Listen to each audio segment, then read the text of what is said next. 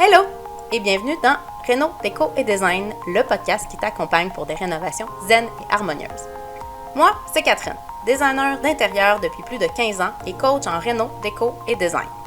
Ma mission, super simple, t'aider à apporter harmonie et zénitude à chaque étape de tes rénovations, de la planification jusqu'à la célébration de ton nouvel espace de vie. Parce que oui, je suis vraiment convaincue que des rénovations bien accompagnées peuvent être simples, sereines et parfaitement adaptées à ton quotidien.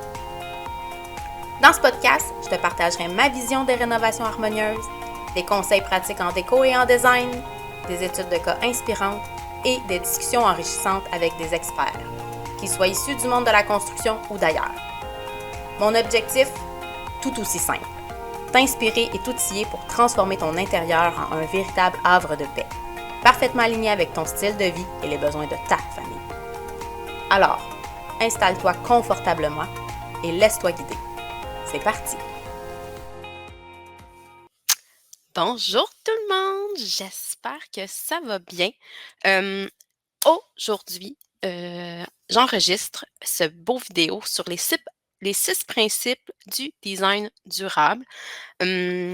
J'étais censée faire un live au début de la semaine, en fait, le 22 avril dernier, pour le jour de la Terre, mais il y a eu un bug avec Facebook. Bref, je n'ai pas été capable de faire le live et même sur YouTube, il y a eu un bug avec tout ça. Alors, j'ai décidé de reprendre la vidéo, mais en enregistrant.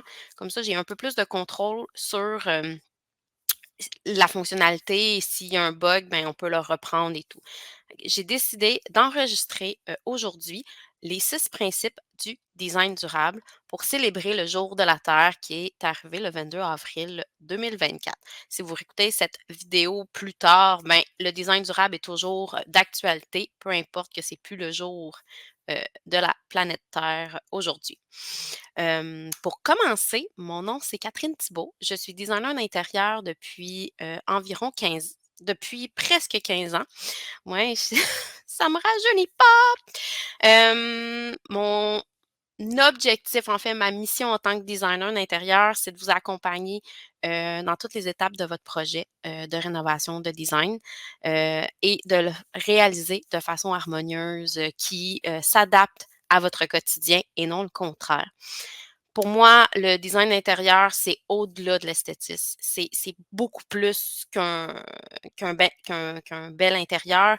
C'est vraiment une façon de vivre pour moi. C'est de vous faire vivre des expériences magiques au quotidien dans un environnement, dans votre environnement intérieur, qui répond parfaitement à vos besoins et à votre style de vie. Fait que c'est vraiment ce que moi je recherche en tant que designer d'intérieur et ce que je fais passer à mes clients. Aujourd'hui, le design durable, mais qu'est-ce que ça mange en hiver? Hem, comment dire? C'est la définition il y a plusieurs définitions de design durable. Là, je vous parlais vraiment de design d'intérieur durable. Il y a du design durable pour les meubles, pour tout ça, mais je parle vraiment, moi, de design d'intérieur.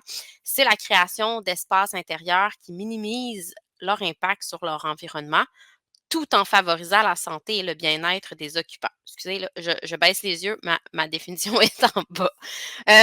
C'est ça. Fait que c'est de créer des espaces, qui minimisent l'impact environnemental et qui, favorisent la santé et le bien-être de ses occupants, de vous en tant qu'usager dans votre maison ou, d'un commerce ou tout autre, heu, environnement intérieur, qui a des occupants, des usagers, à l'intérieur. Ça fait que, comme je vous dis, ce n'est pas juste de choisir, c'est plus que choisir un matériau écologique. C'est vraiment une façon de vivre, c'est vraiment une façon d'adapter l'environnement, autour du bien-être, des occupants. En fait, le design durable est basé sur le bien-être de ses occupants, et de l'environnement aussi, mais c'est vraiment basé sur notre bien-être à nous.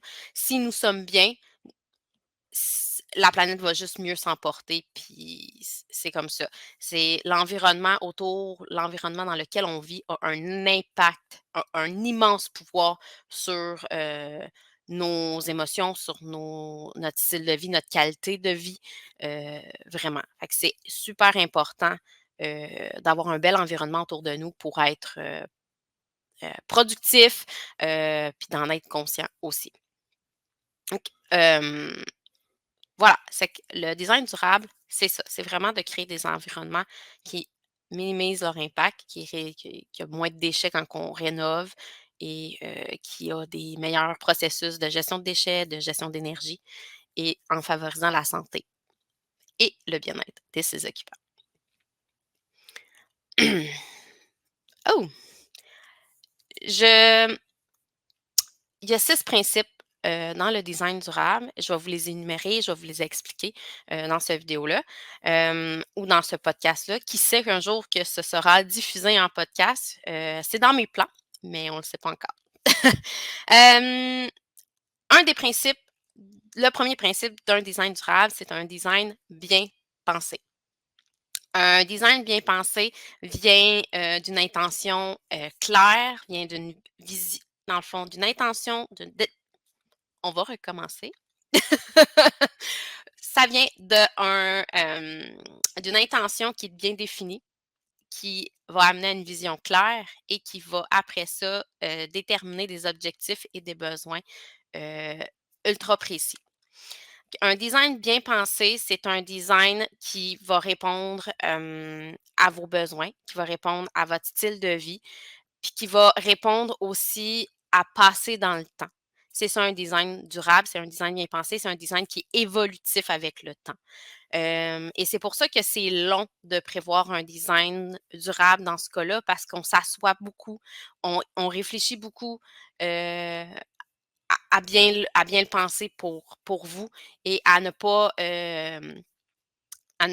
le changer à tous les 2 ou 3 5 ans.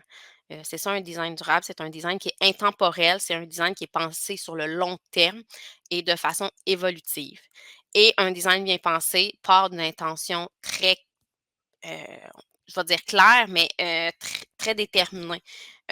Si mon intention est viscérale, si mon intention est de: «Je veux changer, ma cuisine pour mieux, pour passer de meilleurs moments avec ma famille, pour cuisiner en famille, pour recevoir plus chez moi parce que ma mère, c'est elle qui recevait, mais là, on est rendu en appartement, c'est moi qui prends le lead, mais je veux vraiment un bel environnement, je veux vraiment, avoir une cuisine qui répond à ces besoins-là. Mais mon intention, c'est de passer des beaux moments en famille, de cuisiner en famille. Alors ma vision, je vais me visualiser dans cet environnement-là, qui va être bien pensé, qui va être évolutif avec le temps et qui va, répondre à mon besoin de cuisiner en famille, de permettre aux enfants de faire leurs devoirs pendant que moi je fais à souper et que je les surveille en même temps. Ça va me permettre de recevoir, toute ma famille autour, de l'îlot et que je me visualise avec un grand îlot dans ma maison, chez moi. Puis après ça, les objectifs et les besoins vont arriver. Ben, j'ai besoin d'une cuisinière peut-être plus grande parce que je vais cuisiner beaucoup. Je vais avoir besoin d'un frigo plus grand parce que je vais stocker beaucoup plus de choses. Ça va me Je vais vouloir avoir une cuisine ultra fonctionnelle avec beaucoup de quincaillerie, beaucoup de mécanismes, beaucoup heu, de mécanismes qui vont me permettre de sauver du temps, d'être organisée. Fait que voilà, ça, c'est un design qui va perdurer dans le temps parce que dans 5 10 ans, ben, la fonctionnalité de la cuisine va rester à son apogée, même plus loin. Et on va aussi probablement choisir des matériaux qui vont être plus résistants, qui vont, perdurer dans le temps aussi. Fait qu'un design bien pensé, c'est un design qui va évoluer dans le temps et qui va, passer le temps. Quand on dit un design intemporel, c'est un design qui va, évoluer dans le temps, pas nécessairement suivre les tendances à 100, malgré qu'on peut mettre des touches de tendance dans un design intemporel, ça, il y a aucun problème. Mais c'est vraiment un design qui va avoir des matériaux, heu, qui vont perdurer dans le temps, qui ne perdront jamais leur noblesse, dans le temps, tel que le bois. Le bois a jamais perdu sa noblesse, sa richesse. C'est un matériau qui est intemporel. Deuxième choix, 2e choix, pardon, 2e principe, c'est les choix des matériaux. Heu, Préconiser les, matériaux naturels et biologiques, tels que le bois, tels que les tissus, naturels, le coton, le lin, les rottins. Tous ces matériaux-là, font partie, de choix durables parce que c'est des matériaux qui sont naturels.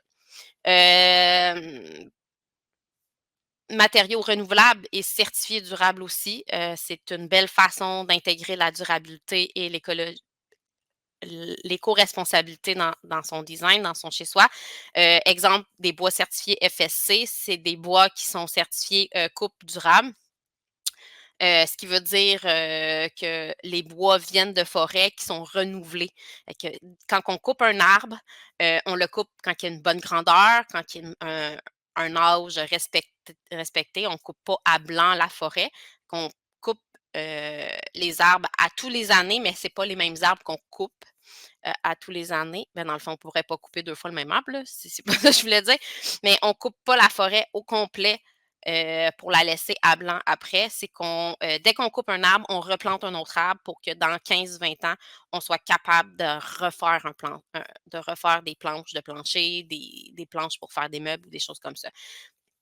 Fait que c'est des forêts qui sont certifiées renouvelables parce que oui, le bois est renouvelable jusqu'à un certain point. Ça prend quand même une bonne vingtaine d'années avant qu'un arbre soit capable de produire hem, des planches, de bonne dimension. Fait que oui, c'est renouvelable, mais c'est quand même sur le long terme. Le fait de faire des forêts renouvelables dans ce cas-là est une façon durable de préserver les forêts. Les matériaux recyclés, donner une seconde vie à ces matériaux, à ces anciens meubles, de façon créative. Ça, c'est sûr et certain que ça vient d'une pensée éco-responsable, de ne pas acheter neuf, d'acheter usagé et de les, retaper comme on dit. Les peintures et les finis en faible teneur en COV. Les COV, c'est les composés organiques volatiles. C'est ce qui est dans les cols, dans les peintures. C'est des composés que quand on applique la peinture, tu sais, la senteur de la peinture, ben, c'est un composé organique volatile, mais ça peut rester très longtemps dans la maison. Ça peut, c'est sournois, on le voit pas. Des fois, on le sent même pas, mais c'est des gaz, c'est des composés volatiles qu'on ne voit pas nécessairement, qui flottent dans l'air et qu'on respire. Certaines colles en ont, dans des matériaux comme les MDF, comme les panneaux, heu, pressés, de mélamine, de choses comme ça. C'est des copeaux de bois collés ensemble et pressés. Fait que, certaines colles en possèdent. Je pense qu'il y en a encore, il y en a beaucoup moins, c'est beaucoup plus régi maintenant. Les compagnies font de plus en plus, attention à ce type de produit-là, pour éviter, les composés organiques volatiles. Hem Fait que c'est utiliser des produits qui en contiennent pas ou très peu, et ça a un effet, impactant sur notre santé à nous parce que c'est nous, en tant qu'usagers du bâtiment, en tant qu'usagers de notre maison, de notre habitation, qui les respirons. On fait respirer ça à nos enfants, à nous, à notre tu sais, notre santé, c'est une des choses qu'on doit, le plus faire attention. On en a juste une et ça ne s'achète pas, une santé. Il faut vraiment, vraiment faire attention et choisir des matériaux qui sont, en faible teneur en COV, font partie de choix, durables et responsables pour nous, en fait, pour notre santé. Parce que, comme j'expliquais, la définition d'un design durable, c'est de préconiser le bien-être de l'occupant. Fait que c'est de notre confort et de notre bien-être et les peintures et les finis en faible taux, en COV, en font partie. Le principe numéro 3, c'est, privilégier, là j'ai dit préconiser, mais c'est privilégier les matériaux, d'une production locale, des fournisseurs, des boutiques locales. Ça réduit l'empreinte de carbone liée au transport. Déjà là, quand on achète un matériel, d'un fournisseur ou d'un fabricant qui est dans notre région, ben, le transport est beaucoup moins coûteux en termes d'argent et beaucoup moins coûteux en termes, d'impact environnemental aussi, heu, envers la planète.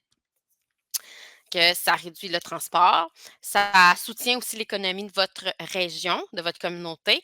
Vous achetez un plancher de l'usine qui est dans votre région, ben, vous injectez directement de l'argent dans l'économie, de votre région, de votre village. Vous injectez probablement de l'argent, pour nourrir votre voisin, pour nourrir la famille de votre voisin, de votre cousin, de votre sœur, de votre frère, bref. Fait que vous injectez directement dans l'économie de votre région et cette usine-là, ben, en étant chez vous, dans votre région, ben, elle injecte aussi, elle paye des impôts, elle paye des taxes dans votre région, dans votre communauté. Ce qui veut dire, c'est que ces taxes-là vont payer plein de choses pour votre ville, pour soutenir les activités de la communauté, pour soutenir euh, les, la voirie, tout ce que la ville a besoin, dans le fond, pour être fonctionnelle et vous redonner aussi hem, des besoins, des ressources, dans le fond. Fait que injecter directement de l'argent dans votre région en achetant des produits locaux, ben, c'est juste du bon. Ça ne peut qu'apporter du bon. Il y a très peu de en fait, je pense qu'il y a pas de point négatif là-dessus, heu, à part si vraiment le produit n'est pas de qualité. Mais souvent aussi en achetant local, ben, on a un meilleur contrôle sur la qualité. On s'assure aussi que les produits répondent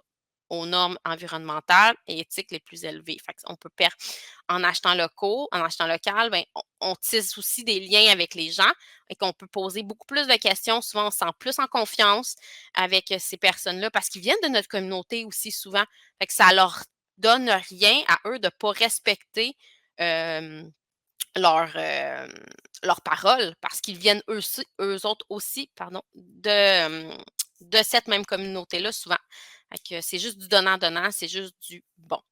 Et comme je disais, c'est ça, ça permet de tisser des liens avec, des artisans, des fabricants, heu, dans les boutiques. Moi, j'habite, à Montréal, j'habite à Annecy, près de la promenade Fleury et il y a une boutique qui s'appelle, la Casa de Luca. Je pense que c'est des meubles importés par contre, mais c'est une boutique locale. On rentre dans cette boutique-là, ça sent bon, les meubles sont magnifiques, c'est tout naturel, c'est tout de bois naturel, c'est en rotin, c'est des tissus naturels.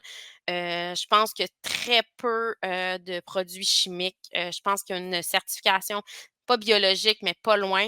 C'est tout des mobiliers et des, produits qui ont une conscience, éco-responsable. Ils achètent aussi local. Ils ont beaucoup de produits, de savons locaux, de nourriture, comme des sauces, des épices, des bijoux. Tout c'est tous des artisans locaux. Fait que probablement que les meubles aussi je suis pas à 100 sûre pour les meubles, ce n'est pas d'importation, mais, ils ont aussi beaucoup de plantes vertes. Ça, c'est sûr que les plantes intérieures, c'est souvent des plantes tropicales, mais qu'on produit maintenant. Il y a beaucoup de serres, et de serres, au Québec qui produisent des plantes tropicales des plantes tropicales, là, ouais. Hem, c'est quand même un produit local. Que cette boutique-là, on achète dans cette boutique-là, privilégie un des principes de design durable, c'est d'acheter d'un fournisseur local et ce qui est le fun, c'est que souvent, c'est des petites boutiques.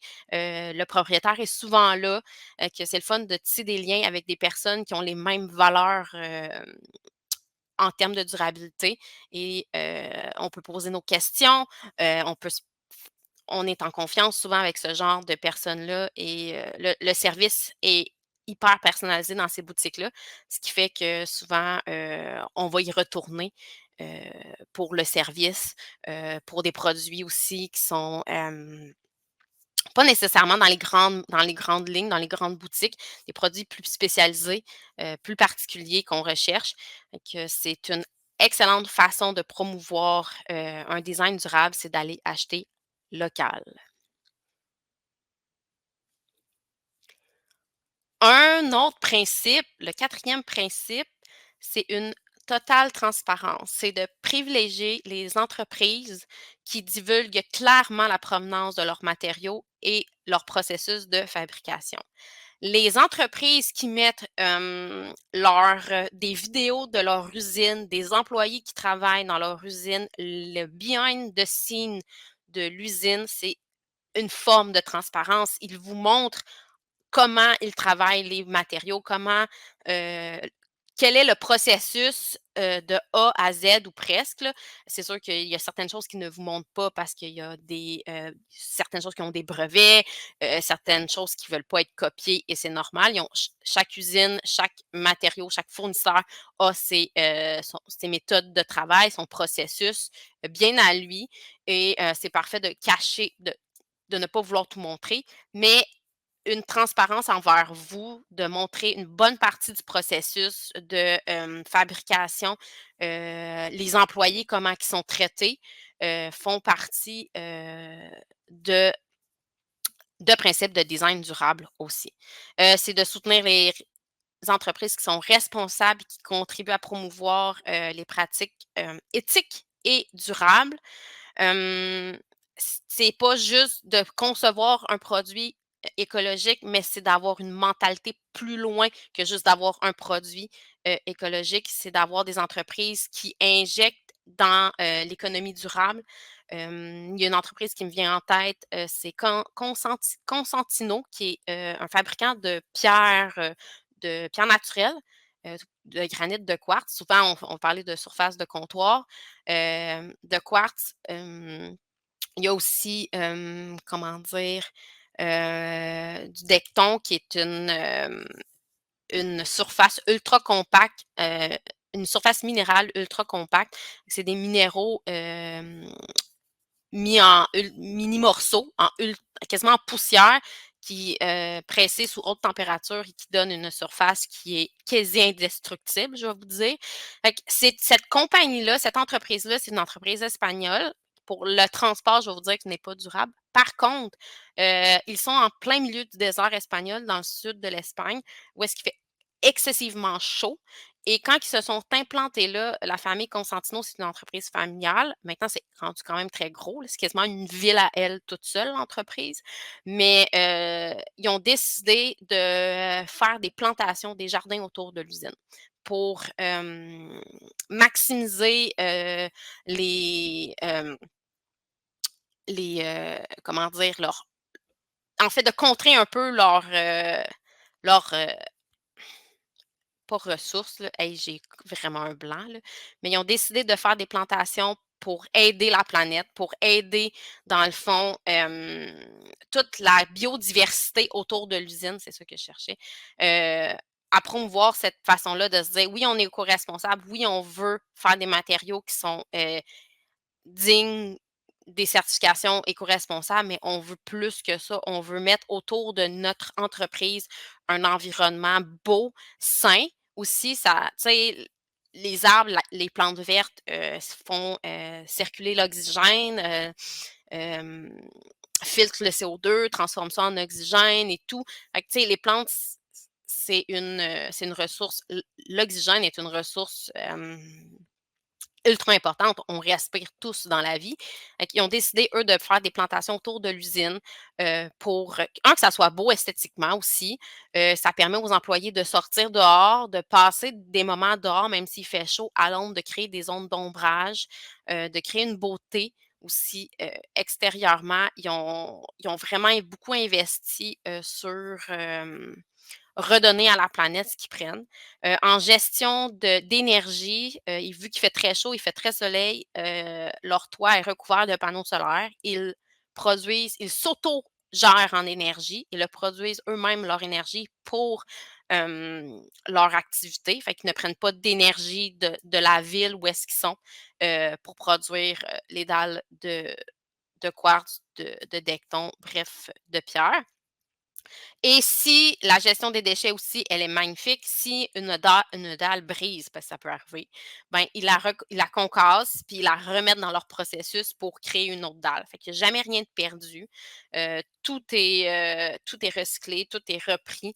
Il y a très peu de déchets qui sortent de cette usine-là et c'est magnifique. Je pense qu'ils sont aussi certifiés carbo-négatifs. Ce qui veut dire, quand on dit carboneutre, c'est qu'on produit autant, on redonne autant à la terre qu'on produit, mais carbone-négatif, c'est qu'ils redonnent plus à la terre qu'ils produisent.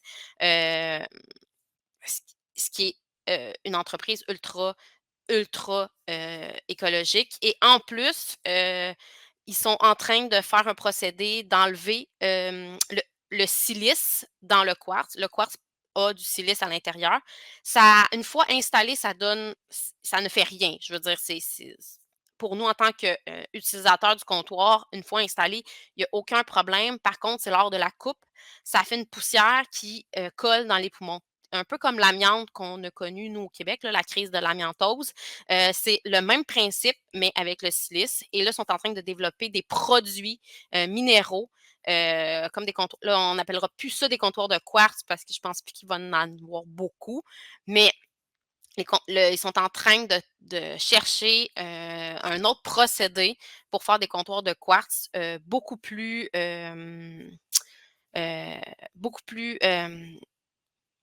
comment dire, moins impactants sur la santé de leurs employés, en fait, euh, qui, qui sont plus sécuritaires, oui, c'est ça. Que lors de la coupe, ben, qu'il n'y a pas de poussière qui peut rentrer et coller dans les poumons et donner des maladies telles que l'amiantose a donné à beaucoup de travailleurs au Québec. C'est à peu près le même principe pour le silice. Fait que cette entreprise-là, oui, elle est durable, elle répond à beaucoup de principes de durabilité. Au Québec, c'est clair que pour le transport, moins, parce que nous devons transporter les dalles en bateau. Ça fait quand même du carbo, euh, de la dépense carbonique, là, une taxe de, pas une taxe de carbone, mais ça fait quand même du transport à faire pour ça. Mais tous les autres côtés, tels que la durabilité, tels que la totale transparence, et de redonner à la Terre, tout ça, de redonner à la planète ce qu'ils prennent et de redonner plus que ce qu'ils prennent aussi, euh, per- font de cette entreprise-là une entreprise durable. Dans le fond, si vous, dans vos valeurs, la durabilité est hyper importante, ben, on va aller dans ce genre d'entreprise-là qui ont des valeurs très, très, très, très, très durables, très éco-responsables lors de choix de matériaux. Ça permet aussi une, de choisir les entreprises selon vos valeurs si vous voulez intégrer un design durable chez vous. Euh, N'hésitez pas à vous renseigner sur les certifications, les labels qui garantissent les pratiques écologiques. Euh, les gouvernements ont des procédures, des examens, des tests à faire quand l'entreprise dit Hey, moi, j'ai un produit écologique, j'aimerais ça qu'il soit écologique. Ils ont beaucoup, beaucoup de tests, d'administration à faire avant d'avoir les certifications collées sur leurs échantillons. Et ils sont fiers de les montrer. Fait que si vous posez des questions, puis c'est pas clair, vous n'êtes pas sûr, puis votre intuition vous dit il me semble qu'il y a quelque chose qui cloche, il y a anguille sous roche avec cette entreprise-là, je suis pas sûre, fiez-vous à votre intuition. C'est tout ce que j'ai à dire. Ça veut dire que c'est peut-être pas écologique, il y a peut-être de quoi, ils sont pas transparents, s'ils vous disent pas toutes les réponses, s'ils ont de l'air résistants dans leurs réponses, ben, comme je vous dis, suivez votre intuition puis changez d'entreprise. Hem, c'est tout. OK, c'est ça. N'hésitez pas à poser des questions, à demander des certifications, à demander des papiers, pour prouver qu'ils sont, bien, heu, éco-responsables en tant qu'entreprise, en tant que et dans leur fabrication aussi. Puis comme je vous dis, la durabilité éco-responsable, ce n'est pas que le matériau, c'est aussi la façon de traiter ses employés, c'est aussi la façon du bien-être et du confort, comme on dit, de l'usager, de l'occupant, mais c'est aussi des travailleurs dans l'usine en tant que telle. Si l'entreprise privilégie le bien-être, le mieux-être, des horaires flexibles, des horaires peut-être pas de 40 heures semaine, mais de 35 heures pour valoriser le côté travail-famille, c'est ça, le travail, de conscientiser au travail, travail-famille. Hem, là, j'ai cohérence, mais c'est pas cohérence, là. J'ai un blanc dans ce mot-là, mais de favoriser, toute favoriser l'humain, en fait, dans leur entreprise, ça fait partie, d'un principe de design durable aussi. C'est de bien traiter ses employés. Le 5e principe, c'est une optimisation permanente.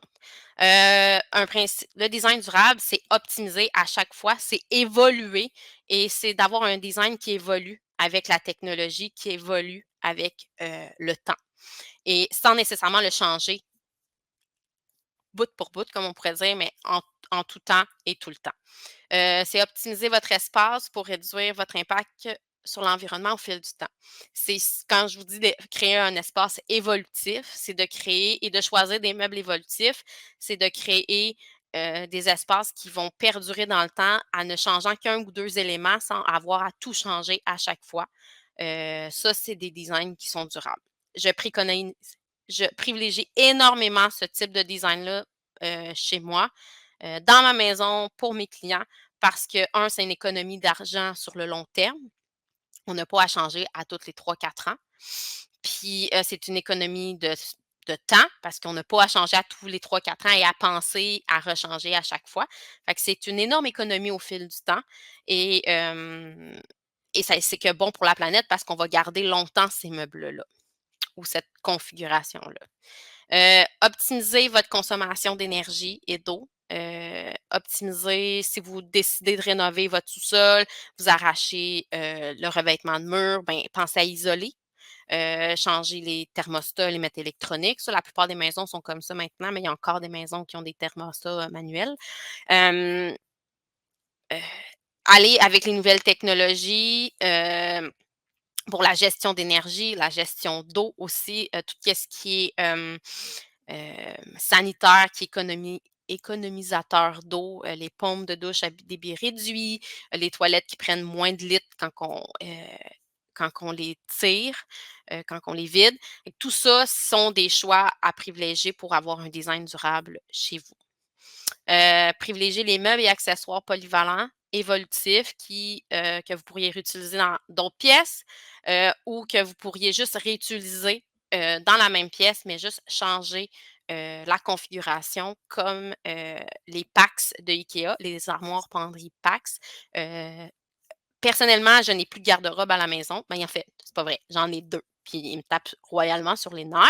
Fait que dans ma chambre, dans la chambre de moi et mon conjoint et dans la chambre de mes enfants, c'est des penderies PAX qu'on a décidé d'installer. Pourquoi? Parce que, ces penderies-là permettent une configuration, une évolution avec chaque étape de vie de mes enfants. Les miens ont été configurés une fois. Personnellement, en ce moment, je n'ai pas besoin de les reconfigurer, mais par contre, ça pourrait changer. Mais pour mes enfants, ma fille, elle a 7 ans. Son premier pack, je l'ai acheté quand elle était bébé. J'en ai racheté un deuxième plus tard parce que nous avions besoin de plus de rangement. Mais son premier Pax est là depuis qu'elle a 7 ans et je l'ai reconfiguré 3 ou 4 fois, je crois. Fait que 3 fois sûr et certain, là, 4 peut-être j'exagère, mais 3 fois. Fait qu'à tout à peu près à tous les 4, pas les tous les 4 ans, ouais, à tous les 4 ans environ, là, on va se le dire, hem, je l'ai, à tous les 3 ans, je l'ai configuré. Non, attends, 3 ans, 3, 2, je l'ai fait 3 fois. Ouais, c'est ça, à tous les à peu près les 3 ans, heu, 2-3 ans, j'ai reconfiguré son garde-robe, son PAX. Et je n'ai pas changé le Pax en tant que tel, là. J'ai gardé la plupart des choses, j'ai souvent rajouté des choses, mais mettons quand elle était bébé, elle avait 2 pôles, comme une par-dessus l'autre comme ça. Plus elle grandissait, plus ses vêtements devenaient longs. J'ai enlevé une pôle, j'ai rajouté une tablette, j'ai rajouté un tiroir de plus pour qu'elle soit capable elle-même d'avoir accès à son garde-robe, à ses vêtements dans le tiroir. Fait que ça permet de faire évoluer, la penderie avec l'âge de l'enfant. Là, elle a un plateau bijoux parce qu'elle est rendue avec plein de bracelets, plein de colliers. Fait que j'ai rajouté des choses dans son Pax. C'est sûr que moi, en ayant un deuxième enfant, j'ai pu reprendre des choses de son Pax à elle et le remettre dans l'armoire penderie de mon fils. Lui aussi, il y a 2 ans, je l'ai reconfiguré, là. Je l'ai reconfiguré à Noël. Quand il y a eu à peu près quand il y a eu son 2 ans, je l'ai reconfiguré. Comme ça, ben, ça a permis, une évolution, mais c'est les 2 mêmes packs que j'ai achetés, quand il était, bébé. Fait que ces packs-là ont peut-être 3-4 ans parce que je les avais achetés, avant, mais ils ont ça a permis de garder le même garde-robe, la même chose, puis juste de rajouter des éléments et si on en enlève puis on les remet pas parce qu'on n'en a plus besoin, ben, on peut les revendre sur, Marketplace, sur les places, Kijiji ou même dans des ventes de garage. Des éléments IKEA, des meubles IKEA se revendent ultra bien usagés. C'est sûr que ça pourrait pas répond peut-être pas au principe de le 2e principe le premier principe non, le premier principe, c'est un design mieux pensé, mais le 2e principe, que le choix des matériaux, ça correspond pas parce qu'il y a beaucoup de transport, parce que ça vient de la Chine. C'est peut-être pas des meubles qui sont, durables dans leur fabrication. Par contre, ils sont durables une fois montés, une fois installés chez vous, puis qu'ils évoluent avec, votre vie. Ben là, ils sont durables parce que les miens, je les ai déménagés de où est-ce que j'habitais avant, de mon condo à ma maison en ce moment. On les a, remontés, puis je les ai gardés, là, ces Pax-là, je les ai depuis 10 ans et pour moi, je n'ai pas retouché à ma configuration. Mais je trouve que ces armoires penderies-là, pour les chambres d'enfants, pour les salles de jeu, qu'on a besoin de reconfigurer souvent dans les premières années de vie, tu sais, comme je vous dis, ma fille, elle a 7 ans, je l'ai reconfigurée, c'est peut-être ça 3 fois ou 4 fois. Fait que, sans avoir à tout rechanger le garde-robe avec les tablettes grillagées, sans avoir repercé des murs, à repeinturer, à juste dévisser des choses, revisser des choses. Fait que c'est super simple et pour moi, c'est ça. C'est les les penderies Pax de IKEA ont un des principes de design durable qui est, une optimisation permanente de l'espace. Donner une seconde vie aussi à vos vieux meubles de façon créative, ou les donner. Ça aussi, là, ça va dans la durabilité. Mais si vous êtes capable de conserver des vieux meubles, 1, ils ont de l'histoire, 2, ça donne du cachet à votre maison, puis si vous voulez les retaper puis les, hem les retaper de façon créative et de changer leur usage premier et de les transformer, ben, c'est juste du beau, puis c'est juste du bon, qu'il peut avoir. Puis vous pouvez le faire aussi en famille, ce genre de choses-là, ça crée des super beaux moments de famille. Puis ça crée aussi des souvenirs, il y avait la table de chevet de mon chum, mon conjoint, qu'on trouvait était pas belle, on va se le dire là.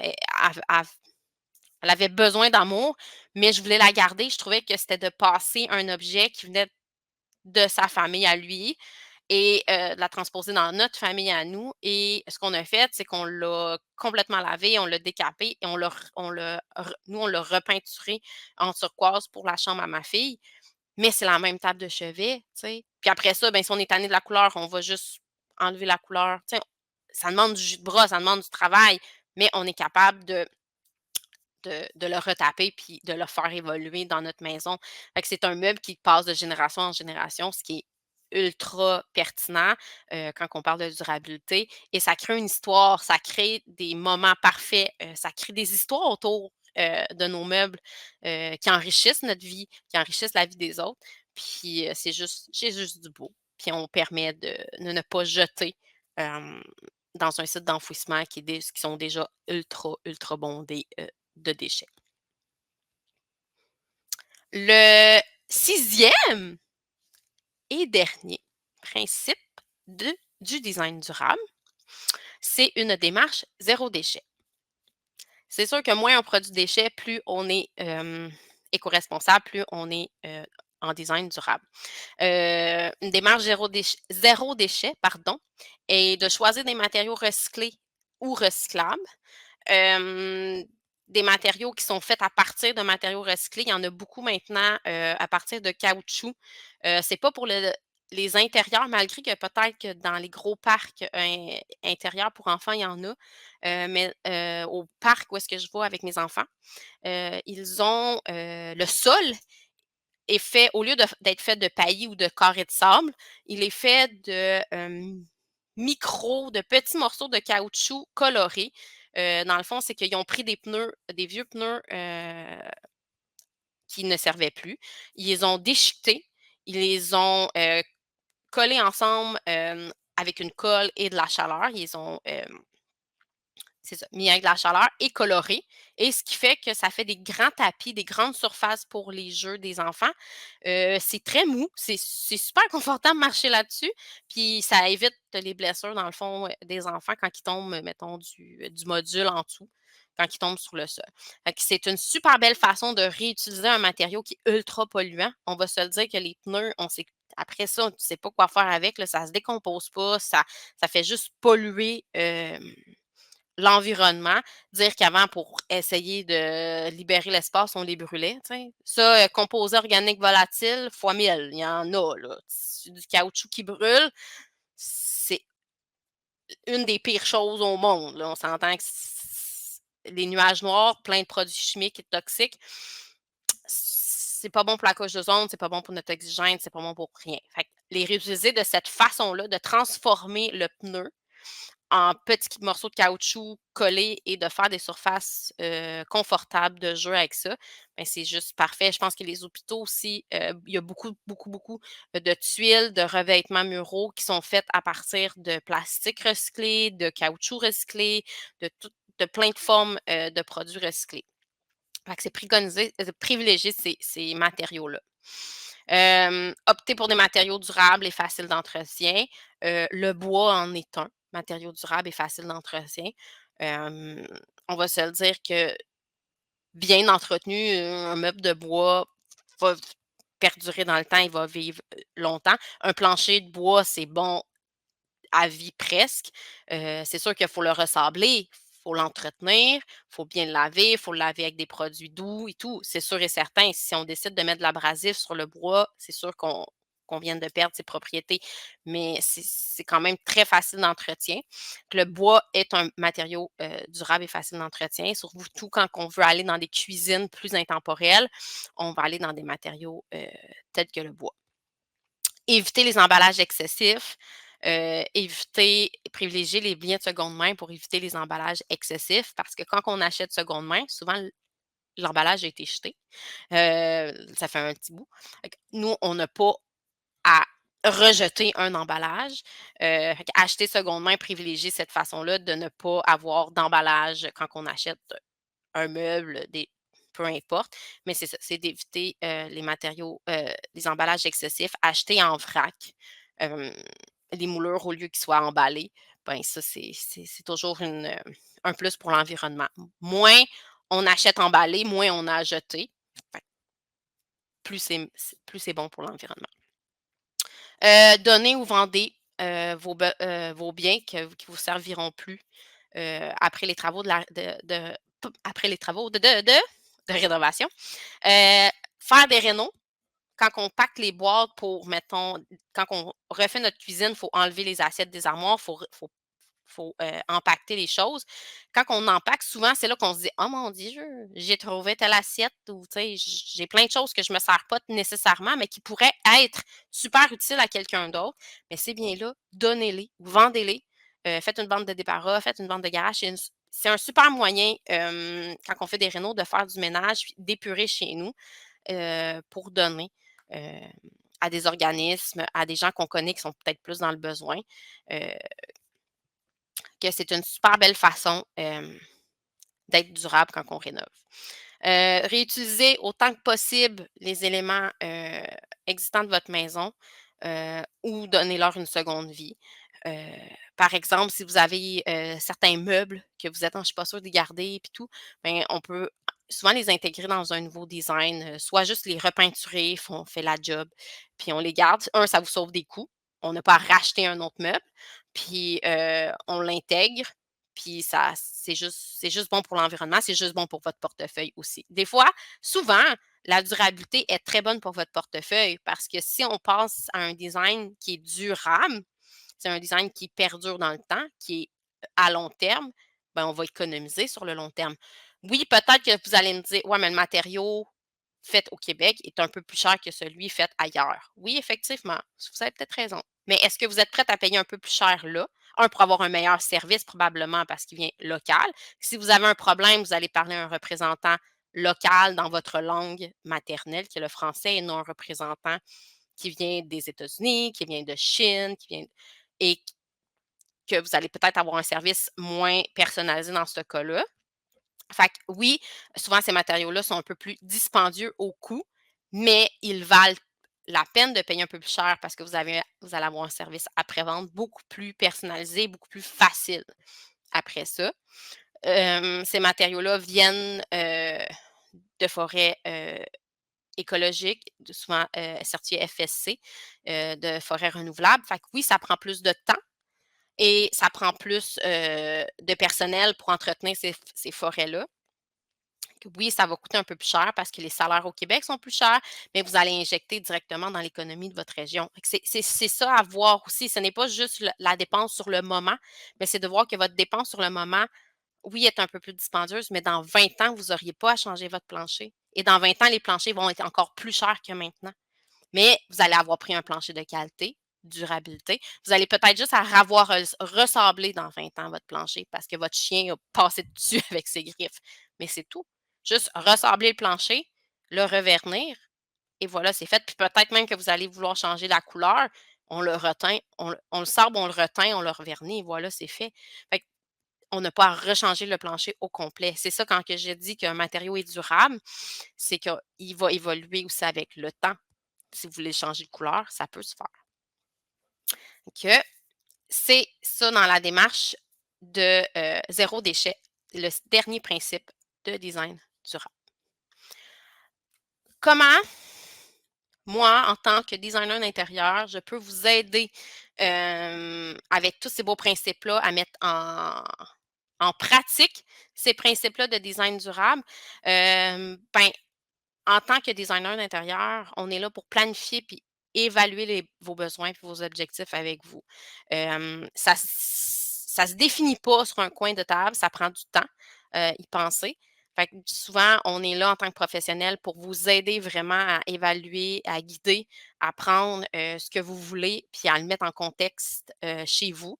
Fait que ça, ça permet aussi souvent de visualiser, le projet et de mettre, votre valeur de durabilité à l'intérieur.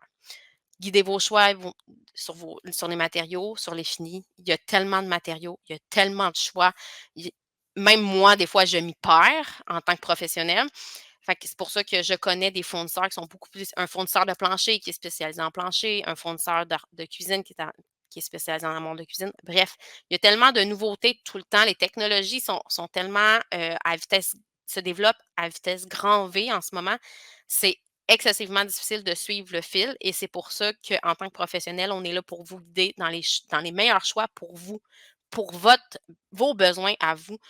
Parce que le plancher de votre sœur, il est super beau, il fait avec sa maison, il fait avec ses besoins, mais il est peut-être pas adapté à vos besoins à vous. Si vous avez 3 chiens, ben peut-être que le plancher de bois franc n'est peut-être pas la solution sur le long terme pour vous parce qu'il va se maganer en un claquement de doigts.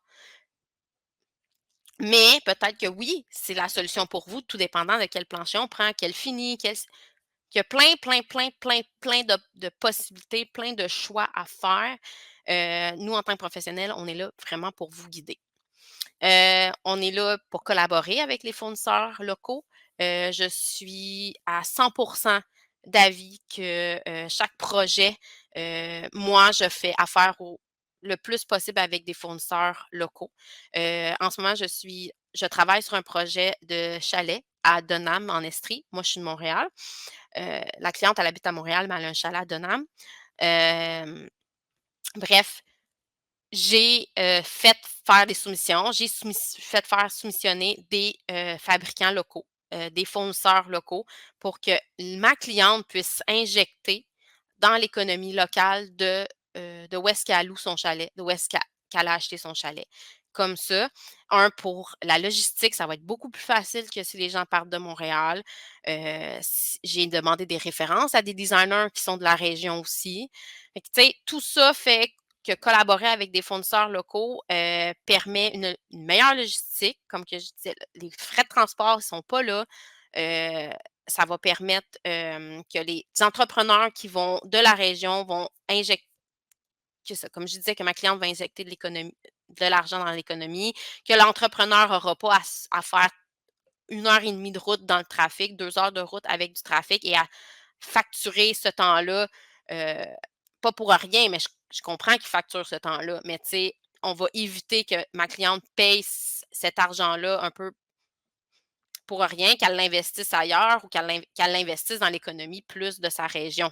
Fait que, tu sais, faciliter tout ça, euh, c'est pour ça que je travaille, moi, avec souvent des fournisseurs locaux dans chacun de mes projets. Si la personne habite sur la rive sud, je vais travailler avec des entrepreneurs, des entreprises qui sont sur la rive sud, où est-ce qu'il y a une facilité de transport, une facilité de gestion, puis qu'on injecte vraiment de l'argent dans l'économie de la région de mes clients. Intégrer des solutions efficaces énergétiquement. On est là pour vous aider à choisir les meilleurs matériaux, les meilleures solutions énergétiques. On n'est pas des. Moi, je ne suis pas une professionnelle de ça, je ne suis pas une spécialiste de solutions énergétiques, mais je suis entourée de personnes qui peuvent m'aider à vous guider. Et c'est ça aussi l'expertise d'un designer, c'est que on connaît tellement de monde, on connaît tellement de fournisseurs qu'on a tellement un grand réseau de fournisseurs que vous bénéficiez de ce réseau-là, de ce réseau de contacts-là pour votre projet. Ça finit là-dessus. Ça finit là-dessus, ce beau vidéo-là des 6 principes de design durable. Je vous remercie énormément de l'avoir écouté jusqu'à la fin. Si vous avez un projet de design d'intérieur, de rénovation et que vous voulez intégrer des matériaux durables, que vous voulez intégrer la valeur de durabilité dedans votre projet, n'hésitez pas à me contacter. Je vais vous mettre tous les liens en bas de la vidéo pour prendre rendez-vous avec moi pour tout ça. Puis si vous voulez bien planifier aussi votre rénovation, je vais vous mettre le lien du guide de planification gratuit de rénovation. Il y a le guide et après, vous allez recevoir une série de 5 courriels, de 5 courriels avec un mini coaching pour approfondir vos réflexions, pour vous donner encore plus d'informations sur la planification de votre projet. J'ai plusieurs personnes qui se désinscrivent de ce coaching-là et c'est correct et c'est OK, c'est parfait. Par contre, ces personnes-là ont manqué énormément d'informations, de contenu qui complètent le guide. Et c'est de cette façon-là que vous allez encore mieux pouvoir planifier votre rénovation. C'est en suivant vraiment ce mini coaching-là. Puis après, vous pouvez vous désabonner, il n'y a aucun problème. Si vous ne m'aimez pas, ou si vous me trouvez fatigante, il n'y a aucun problème avec ça. Mais je vais être triste quand même, un petit peu. Que là-dessus, je vous laisse. Je mets tous les liens en dessous de cette vidéo-là qui se retrouve sur YouTube et sur ma page Facebook. Sur ce, je vous souhaite une magnifique journée si vous écoutez ça en journée, une magnifique soirée si vous écoutez ça en soirée. Et c'est tout. Bonne réno! Merci tellement d'avoir pris le temps d'écouter cet épisode de Réno, Déco et Design. J'espère qu'il t'a inspiré et apporté des clés concrètes pour avancer harmonieusement dans tes projets de rénovation et de déco. Si cet épisode t'a plu, n'hésite pas à le partager autour de toi, en stories, sur tes réseaux sociaux et à me laisser un avis 5 étoiles. Et surtout, t'abonner pour ne rien manquer des prochains épisodes. Et si tu veux aller encore plus loin dans ton projet, rejoins-moi sur mon site web au www.ctstudiodesign.com, mon Instagram et mon Pinterest pour encore plus d'inspiration, de conseils et d'accompagnement. On se retrouve très bientôt pour un nouvel épisode de Réno, Déco et Design. D'ici là, prends soin de toi, de ta famille et de ton intérieur.